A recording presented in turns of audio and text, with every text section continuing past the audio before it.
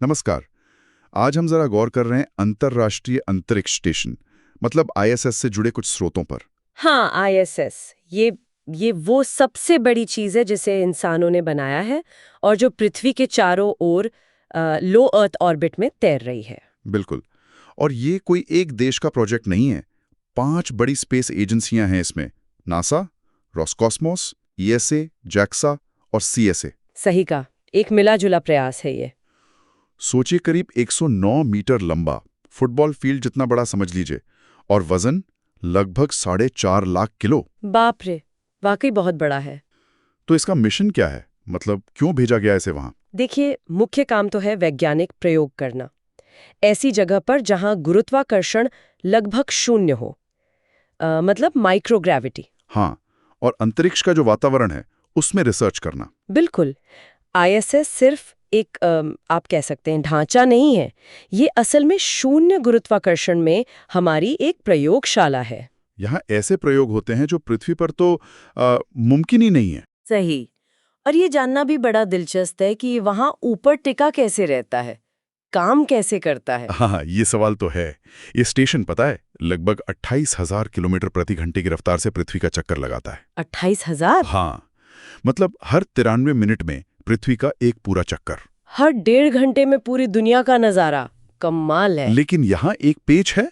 अंतरिक्ष जो है वो पूरी तरह से खाली तो है नहीं, है ना? नहीं, बिल्कुल नहीं। हवा के बहुत बहुत महीन कण होते हैं वहाँ। और वो कण ड्रैग पैदा करते हैं, मतलब स्टेशन को धीमा करते हैं। हाँ, और उसी ड्रैग की वजह से स्टेशन धीरे धीरे नीचे की तरफ आने लगता है, उसकी ऑर्बिट कम होने लगती है। तो फिर उसे ऊपर कैसे रखते हैं? इसीलिए इसे नियमित रूप से रीबूस्ट करना पड़ता है। रीबूस्ट मतलब स्टेशन पर लगे रॉकेट इंजन को थोड़ी देर के लिए फायर करते हैं, जिससे वो वापस अपनी सही ऊंचाई पर पहुंच जाता है। अच्छा, धक्का देना पड़ता है एक तरह से। हाँ, बिल्कुल। और सिर्फ ऊंचाई ही नहीं, उसे अपनी दिशा भी ठीक रखनी पड़ती है। दिशा? वो क्यों? ताकि उसके जो बड़े बड़े सोलर पैनल्स हैं वो हमेशा सूरज की तरफ रहें। बिजली तो वहीं से बनती है ना। हाँ, ये तो जरूरी है। तो दिशा कैसे बदलते हैं? उसके लिए वो इस्तेमाल करते हैं कंट्रोल मोमेंट जायरोस्कोप्स का। जायरोस्कोप्स? ये क्या चीज है? ये समझ लीजिए कि बहुत भारी पहिए हैं जो अंदर घूमते रहते हैं, और इन पहियों के घूमने की गति को बदलकर स्टेशन अपनी दिशा बदल सकता है। मतलब बिना कोई रॉकेट फ्यूल खर्च किए? हाँ, यही तो कमाल है। बिना ईंधन जलाए स्टेशन को घुमाया जा सकता है। वाह, ये तो जबरदस्त इंजीनियरिंग है। अच्छा, तो इस स्टेशन पे होता क्या है? मतलब प्रयोगों की बात कर रहे थे हम। हाँ, बहुत सारे प्रयोग चलते रहते हैं। जैसे एक दिलचस्प प्रयोग यूसीएसडी के शोधकर्ता कर रहे हैं। यूसीएसडी? वो क्या कर रहे हैं? वो अंतरिक्ष में मिट्टी के बहाव का अध्ययन कर रहे हैं।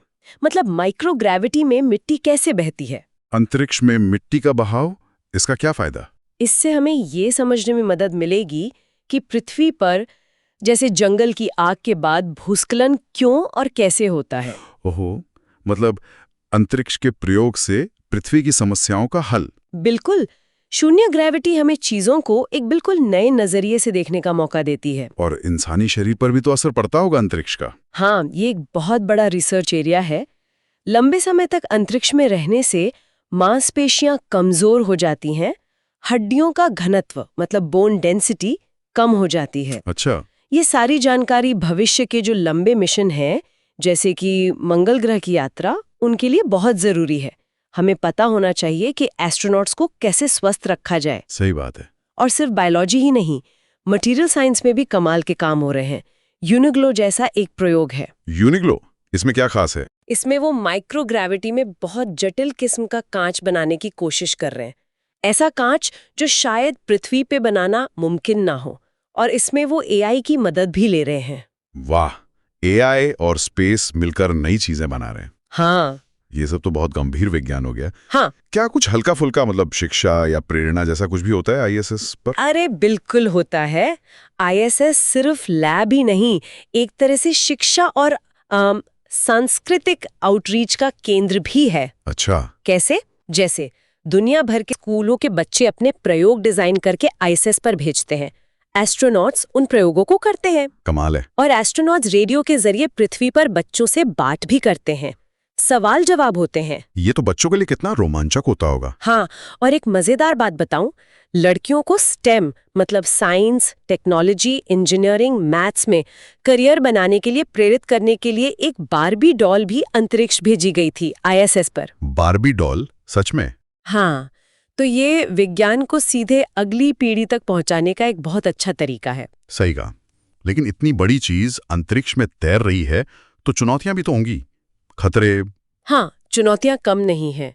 सबसे बड़ा खतरा है अंतरिक्ष का मलबा, यानी स्पेस डेब्रिस। स्पेस डेब्रिस मतलब कचरा? हाँ, पुराने सैटेलाइट्स के टुकड़े, रॉकेट के हिस्से, पेंट के फ्लेक्स भी, ये सब बहुत तेज रफ्तार से घूम रहे हैं, गोली की रफ्तार से भी तेज। बाप रे! तो अगर ये टकरा जाए तो? बहुत नुकसान हो सकता है। इसीलिए स्टेशन को लगातार ट्रैक किया जाता है, और अगर कोई बड़ा टुकड़ा पास आने वाला हो तो स्टेशन को अपनी जगह से हटाना पड़ता है। हटाना पड़ता है? कैसे? वही रीबूस्ट वाले इंजन इस्तेमाल करके। इसे कहते हैं डेब्रिस अवॉइडेंस मैन्यूअर, मतलब मलबे से बचाव का तरीका। अच्छा, और क्या स्टेशन पर कोई शील्ड वगैरह है इससे बचने के लिए? हाँ, स्टेशन की बाहरी दीवारों पर खास तरह की शील्डिंग लगी है, जैसे विप शील्ड्स। ये कई परतों वाली शील्ड होती है जो छोटे मलबे के असर को फैला देती है, और केवलर जैसी मजबूत परतें भी हैं। केवलर? बुलेट प्रूफ जैकेट वाला? हाँ, कुछ वैसा ही। सुरक्षा के लिए? और फिर स्टेशन का रखरखाव भी एक बड़ी चुनौती है। रखरखाव? हाँ, बाहर निकलकर मरम्मत करनी पड़ती है, स्पेस वॉक करने पड़ते हैं। Space walk? वो तो बहुत जोखिम भरा होता होगा। बिल्कुल, एस्ट्रोनॉट्स को स्पेस सूट पहनकर घंटों बाहर काम करना पड़ता है। ये बहुत मुश्किल और खतरनाक काम है।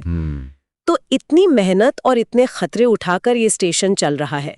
कब तक चलेगा ये? इसका भविष्य क्या है? देखिए, अभी जो योजना है वो इसे 2030 तक चलाने की है। 2030 तक?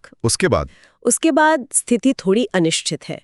रूस ने कहा है कि वो शायद 2024 के बाद इससे हट जाएगा। अच्छा, रूस हट जाएगा? हाँ, उन्होंने ऐसे संकेत दिए हैं। और नासा की योजना है कि 2031 में इसे बहुत ही नियंत्रित तरीके से पृथ्वी पर वापस लाया जाए। ओह, तो ISS का अंत भी प्लान किया जा रहा है? हाँ, और ये अपने आप में एक बड़ा सवाल खड़ा करता है। क्या सवाल? कि ISS जैसा जो इतना बड़ा अंतर्राष्ट्रीय सहयोग का प्रोजेक्ट था, उसका अंत क्या दिखाता है? क्या भविष्य में जो स्पेस स्टेशन बनेंगे वो भी ऐसे ही मिलजुल कर बनाए जाएंगे, या फिर वो ज्यादा कमर्शियल होंगे या किसी एक देश के होंगे? बिल्कुल, ये सोचने वाली बात है कि स्पेस एक्सप्लोरेशन का अगला दौर कैसा होगा। क्या हम मिलकर काम करेंगे या अलग-अलग?